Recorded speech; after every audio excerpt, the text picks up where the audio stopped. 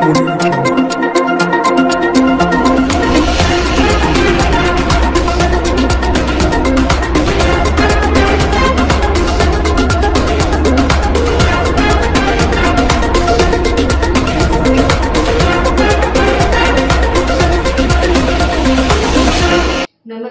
मी Deepali. Maharashtra express news मध्ये आपले स्वागत. सामाजिक, सांस्कृतिक, शैक्षणिक व गुन्हेगारी जगातील काही महत्त्वाच्या ठळक घडामोडी. तर प्रथम पाहूया काही ठळक घडामोडी. लोकांचा आग्रह असेल तर मुरबाड विधानसभा लढणार. कार्यकर्त्यांचा आग्रह असेल तर मुरबाड विधानसभेसाठी पक्षाकडे उमेदवारी मागणार, असे वक्तव्य माजी केंद्रीय मंत्री कपिल पाटील यांनी बदलापुरात केले होते. यालाच आता भिवंडी खासदार सुरेश बाळेमामा म्हात्रे यांनी पाटील यांना चॅलेंज दिले आहे. लोकांचा आग्रह असेल तर मुरबाड विधानसभा लढणार. कार्यकर्त्यांचा आग्रह असेल तर मुरबाड विधानसभेसाठी पक्षाकडे उमेदवारी मागणार, असे वक्तव्य माजी केंद्रीय मंत्री कपिल पाटील यांनी बदलापुरात केले होते. यालाच आता भिवंडी खासदार सुरेश उर्फ बाळामामा म्हात्रे उत्तर देत पाटील यांना चॅलेंज दिले आहे. कल्याण स्टेशनची पाहणी दौरा आज खासदार बाळामामा म्हात्रे यांनी केला.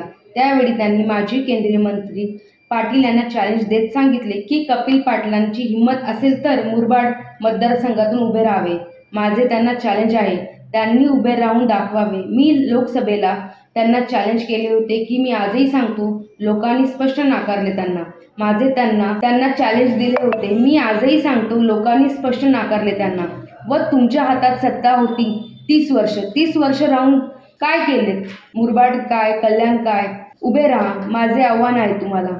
ही जनता आहे ना, तुमची चारी मुंड्यात चित करेल, असे खासदार म्हात्रे म्हणाले.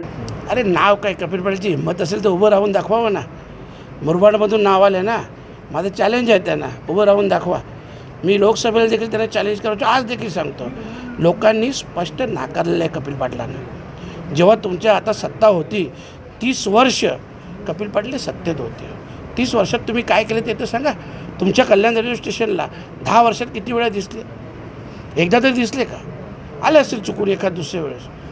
हे तुम्ही जेव्हा होते तेव्हा ना. आणि ठीक आहे हो, आता मुरबाड काय, कल्याण पश्चिम काय, त्यांनी उभं राहावंच ना. माझं त्यांना आव्हान आहे, तुम्ही उभं राहून दाखवा. पुन्हा तुम्हाला ही जनता आहे ना, ही चारी मुंड्या चित करून टाकेल, लक्षात ठेवा. तर ह्या होत्या शहरातील महत्त्वाच्या घडामोडी. आमचे एकच ध्येय, आम्ही तुमच्यासोबत. तर पुन्हा भेटू याच ठिकाणी, याच वेळी. तोपर्यंत धन्यवाद.